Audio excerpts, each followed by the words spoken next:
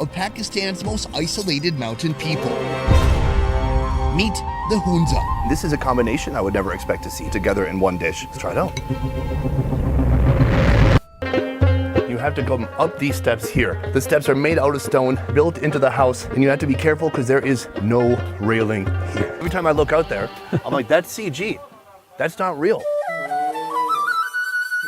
Hey guys, welcome back to my new reaction video. उम्मीद करता हूँ आप सब खैरियत से होंगे। सो आज हम रिएक्ट करने वाले हैं। एक गोरा गया हुआ है पाकिस्तान नॉर्दर्न एरिया में गया हुआ है, तो वो जाके उधर का फूड ट्राई करता है। तो वीडियो का टाइटल है रेयर पाकिस्तानी विलेज फूड। तो चलिए देखते हैं क्या है इस वीडियो में। So let's go. In this video, you're going to see the hidden food and lifestyle of Pakistan's most isolated mountain people. Meet the Hunza. This is a combination I would never expect to see together in one dish. Let's try it out. But first, let's back up. Pakistan has a population of 220 million. You'll find similar culture, dress, food, and people in most cities across the country. That is until you get here. In the far north of Pakistan, beyond a multitude of mountain ranges, you'll find the Hunza Valley. Right now we're in one of the many Hunza villages on the mountainside. Mountain life here is so completely different from any other place in Pakistan, and I love it because mountain cultures tend to maintain their culture better over time. A place so isolated, its customs around food, clothing, and day-to-day life still remain largely unaffected by the outside world. Right now, I'm on my way to a local home to check out their kitchen and see what's for breakfast.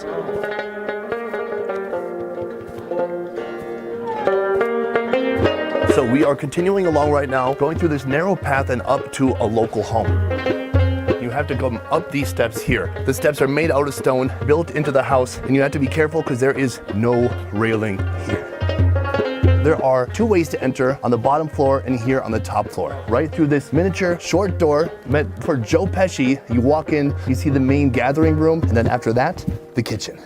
Let's go. We're in the house of Sadia. Generations of her family have lived here, going 400 years back. Right now, Sadia and her mother are making breakfast. Good morning. How are you doing? Yeah, how are you? I'm also just, yeah. She's making a couple different items for breakfast. Right now, this is gonna be a pancake, and then here is a fire. She's flipped the pan upside down here, so this will become the hot surface for the pancakes to cook on. What is your favorite thing to cook? Is it gebratane noodle in India? No. It's not that, really. I just thought maybe because this entire room is completely wallpapered with food packages of Indian rice. You know how when you cook, sometimes you throw away the box and you have to dig it back out because you're like, wait, how am I supposed to cook this again? They never have that problem here. Ghialin is a type of local pancake made from wheat flour, eggs, water, and apricot oil. Right now, she's taken a piece of dough and she's used the dough to spread butter on the pan here. She's got a big scoop. Oh yes, this pan is roaring hot. Even my knee is about to catch on fire at this point. Hunza people like hot because in Hunza very cold. At altitudes of at least 8,000 feet, the air is thin and the climate can be harsh. About time to give it a flip. I love the texture, the pattern on here. It looks like the top-down view of this village when you look at this. Houses built into the mountainside hug up against each other so no space is wasted. The thick stone outer walls stabilize temperatures inside when it's hot or when it's cold. Where is the smoke going? There. Oh, there's a hole there. In Hunza homes, the kitchen is located in the heart of the house, radiating heat and dispensing food. In this house, each floor has a We're on kitchen. the second floor right now. There's a skylight above us, so that's letting in all this natural light. And then there's this glass box right here, which lets in even more light for the floor below. What is this room normally used for? It's for summertime. You sit in here. And so you eat here? Yeah. Do you sleep here? Yeah. How many people sleep in this room? 10? Be honest, out of 10 people, how many snore? 3. 3. We have a lot of different food here. Some dishes, I haven't seen anything like this trip so far. We have the pancakes. I saw you make that. And then what is this one? Dry apricot soup. Rehydrate the dried apricots in hot water. Add crumbs of dough and wheat flour and cook until the mixture becomes thick. It looks so much more complex, maybe because there's just so many different colors of apricots. There's like dark ones and light ones, and it's created this beautiful like orangey brown hue to the broth, which is also quite thick. Let's try it out.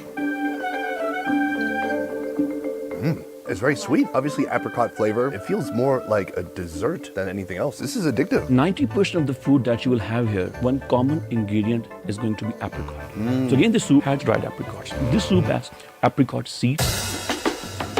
This is a type of noodle soup dish.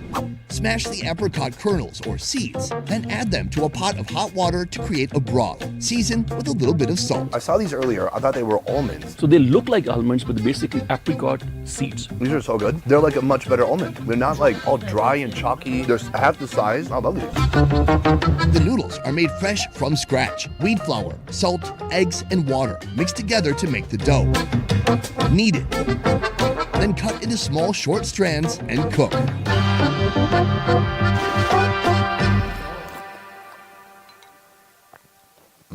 It is such gentle flavors. Tastes homemade. You can taste like the wheat from the wheat noodle. This soup is like my kind of soup. I like my soup to be a bit lighter.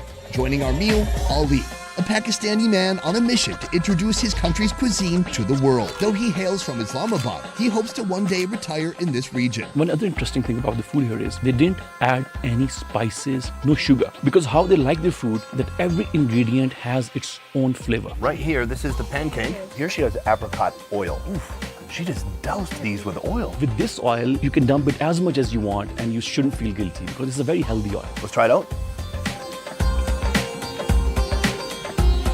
If you like sweet, you add honey. Okay. It's not sweet now. It tastes almost more like a crepe than a pancake, which might have eggs in it. The apricot oil, I can't say it has a lot of flavor. It's food loop. It kind of makes it easier to slide down your throat. Yeah. It's very impressive, very interesting to see in this side of Pakistan. Because people, if they know anything at all about Pakistan, it's probably more about the big cities and the hustle and the bustle and the parts that have some similarities to India. Here, completely different culture and different foods. It's obviously reflected here in what we're eating right now. Less seasonings, super local ingredients, nothing too intense. I love it. Very nice. The Hunza people, or the Hunza Kuts, are ethnically known as the Barusho people, with a population of 60,000. They have their own distinct language, musical instruments, clothing, and customs. Residing in the highlands of the Himalayas, they're known for their longevity, with an unofficial life expectancy of 100 years. Are your grandparents around? Yeah, How old are your grandparents? 100. And they're alive? Yeah. That's pretty good. This is kind of what today is about. One, seeing a different lifestyle, a different way of eating and living here in Pakistan, but also trying to understand what is so different here that allows people to live these long, healthy lives. I'm very impressed by that. I must learn more. Ma'am, good day. How are you? I am fine. How are you? I'm so excited to be here. Meet Ms. Lashma Zadi in her cozy mountainside kitchen. For 17 years, she's been whipping up regional favorites for locals and visitors alike. What are you doing right now? I am making oilo garma, yeah. This is the most vegetables I've seen so far on my trip. So you already made this for us. This is a chaptito. It looks kind of like a chapati. Local pizza. It's a local pizza. Yeah, yeah. Wheat dough is kneaded into a round shape. Add the filling, made of chicken and local spices. What is inside? Chicken, coriander, mint, onion, green chili, local saffron, garlic, ginger, little salt, cooking walnut, and apricot oil. You just gave away your whole recipe. Are you worried about that? Thank you. Yeah.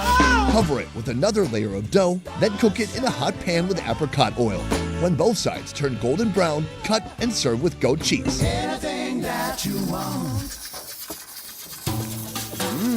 Oh, it's so good. It tastes like a whole wheat wrapper on the outside, and then inside, it's just so flavorful. It's spicy. You can taste the cumin. There's a ton of caramelized onion coming through. So what I like about this is that after having a breakfast, which probably didn't have much taste to it, this is like a nice contrast. Yeah, absolutely. I'm gonna give it a little bit of a dip here. A beautiful pairing, clean, cool, refreshing, and sweet to go with something a little bit more heavy and a lot more spicy. This is delicious. Thank you. How did you learn to cook? It's my own grandmother. Okay. How old is your grandmother? 99 years. She's, yeah. Oh, she passed away. Yeah, But yeah. when she was 99, that's remarkable. My grandfather is 104 years. Right now, No, he passed away. yeah. But 104. And the one secret that is the organic food. But plenty of people in the USA eat organic food. It's not working out for them. Having organic food just for like a few years, just to satisfy your own self, is something else. But being raised in this very environment, and you keep on having that for your entire life is different. Are you saying it's too late for me? Yeah, a bit too late. Okay. It's never too late. The diet here may be a key factor in Hunza longevity. Organic raw vegetables, fruits, and moderate protein consumption. Mineral-rich mountain water is plentiful. And then there's this. The prized apricot, rich in vitamin A and other antioxidants. This food is omnipresent in Hunza cooking, used for its fruit, seed, and oil. Sometimes a lot of oil, like in our next dish. This is morida ready. This is mulida. Add water to a pot, then add dry cow cheese, dried mint, salt, coriander, onion, green chilies, and small crumbs of chapati. Cook. Douse with apricot oil, and it's ready. Bro, Bro, this looks stunning. This is food for the soul.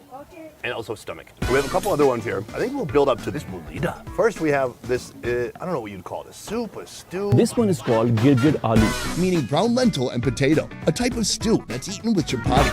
Made by stir-frying coriander paste, mint, and green chilies in a pot. Add masala, water, brown lentils, salt, and potatoes. Cook and serve. I'm gonna put some lentils, some potato on here. Kind of a natural gravy that's come from all that. Let's try it out. That's super yummy. It's lentils, it's potatoes, but it has a nice texture and great flavor. Man, this feels like real home-cooked food. None of these like super intense street food flavors. And what I really love about it is it's so spicy in the right way. Yeah, it's like warming me up from the inside. This one is called mulida. In the middle, there's a pool of oil, which is bringing me back to the Lahore vibe. There is a reservoir right here of just butter. Sorry, butter. I want to see if I can taste the oil directly to see if it has any flavor. Oh, yeah, when you eat it just alone, it has a little floury essence to it. Do we mix all that together? Take a spoonful of mulida, dip the spoon in this, and then let's go for it.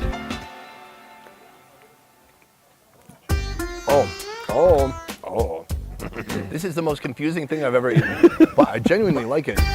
I don't know where the flavors are coming from. I don't know how they're combining. It's like dairy, but then it's also spice. It's like putting Tabasco in your yogurt in the morning. There's a lot going on in my mouth right now. That's what I was trying to say. That had 4 taste phases. So there's like a powdered cheese in there, dehydrated cow cheese. That has its own unique flavor. At first it's like creamy and cheesy, like paneer, and then it gets a little bit gamey after that. There's some floweriness coming from this oil. It does have some spice, but it's not all like cumin and coriander. It has its own flavor profile. Super unique. Pure mulida takes the crown.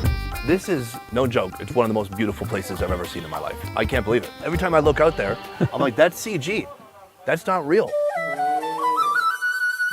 Why do you think this part of the world is so unknown to so many? Definitely in Pakistan, we had our realities a couple of years ago because of all the law and order situation going on. So the kind of media word that the world was getting was not very positive. But alhamdulillah, things have become absolutely normal and now tourism is getting back to Pakistan. But other than that, to be honest, this part of Pakistan, they are super peaceful. In fact, for your audience, I mean, they're lucky to see all of this, but they're unlucky in a way that the camera cannot capture the reality, what the eyes can see.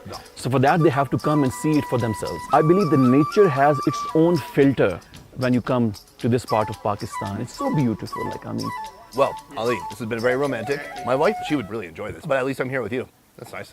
stuck with me. Yeah. Restaurants like this slightly alter their traditional recipes to suit visitors from other parts of Pakistan who prefer stronger, more spicy flavors. I'm realizing now, the only way to truly experience what it means to eat like a hunzakut is to go to someone's home. You've come to another home in the same village. The home has very similar architecture, even if you look up there. That is the skylight. This time we are in the basement. We're gonna make a chapati. It's a cheese chapati? Yeah. Ah, I like cheese. She starts with the bottom layer, rolling it out. She puts it on there. I love the way the traditional kitchens work here. This is basically a fire inside of here, and then they can adjust the tops that they put on. So this one is for making chapati, but they have other ones where they can put big pots on there, whatever you need. They even have one that can make French fries. That's not true. So right now she's put down the first layer, and she's gonna add in some of the filling. This paste is made from cottage cheese, coriander, green onion, walnut, salt, and a little bit of milk. Chapati number 2, it goes on, and now we have a little walnut oil. A generous portion of walnut oil. This is Nasiba and her sister. What's your name? Man, baby. Nice to meet you. My name is Sunny. In my language, Sunny means legendary eater. You know I've eaten 7 things today? Okay. How many things did you eat? Tea and bread. I like this bread. This is a corn wheat. This is essentially cornbread right here. Oh, you ate it already? Oh, I took too big of a piece. It's When you eat this bread, then not speaking. Because it makes your mouth so dry. finish this bread, then talk. That's a really good idea. It's just like any good cornbread. It absorbs all the saliva in your mouth. Please wait 10 minutes.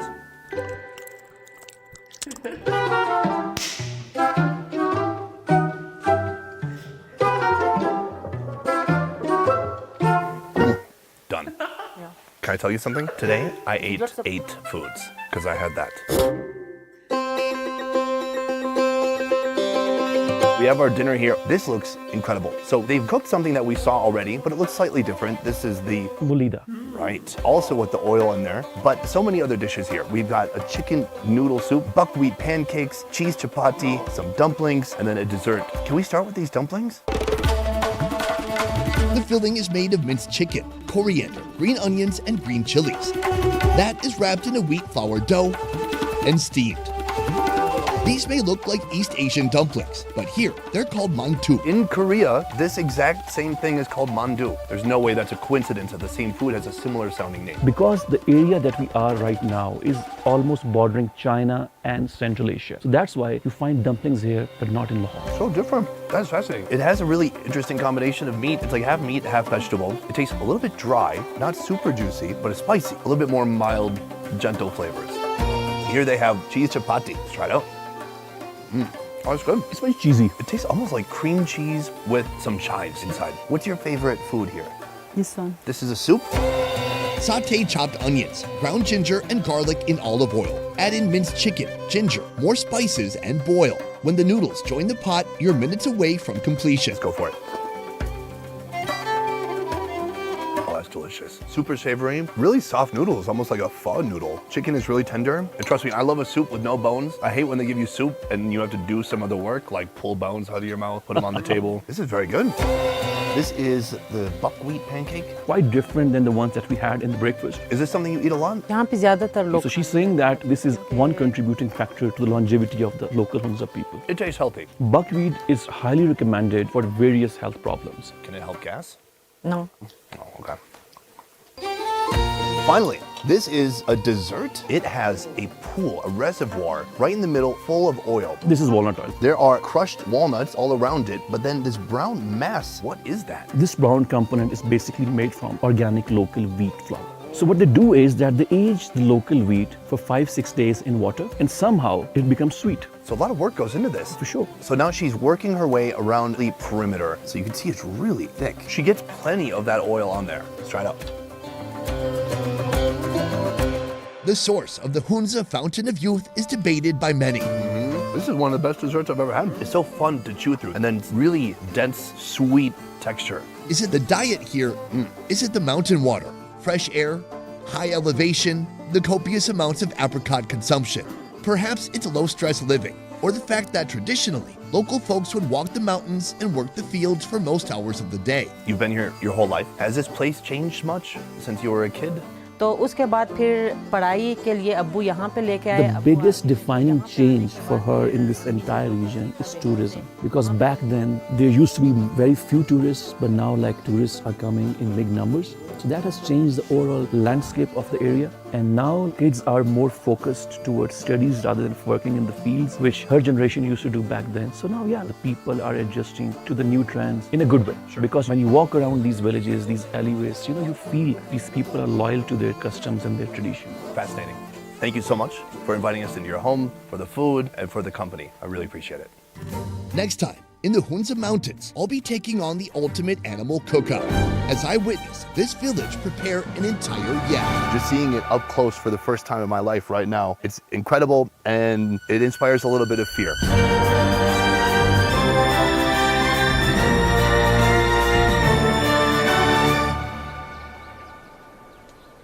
Best Ever Food Review Show is a small team of independent creators, and everything we do here works because of you guys. Click the link in our description to join our Patreon and receive exclusive benefits. A peace.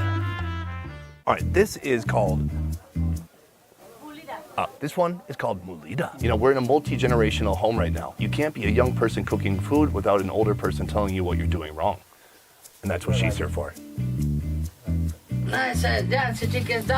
He said it's too hot. Oh, do you want me to turn on the aircon? Generally, we never mix lentils with vegetables. Like this is a rare combination, which is, I believe, very local. So a potato is a vegetable? Definitely not a fruit. Is rice a vegetable? Yeah, for sure. Do we mix all that together, or what do you think the move is? I think we need to figure out the move Okay, together. Should we ask a local? Don't trust my I move. mean, like a local? I'm the only local. Done. Oh, you need tea? Oh no, she's dying. Yeah. Oh, I'm okay.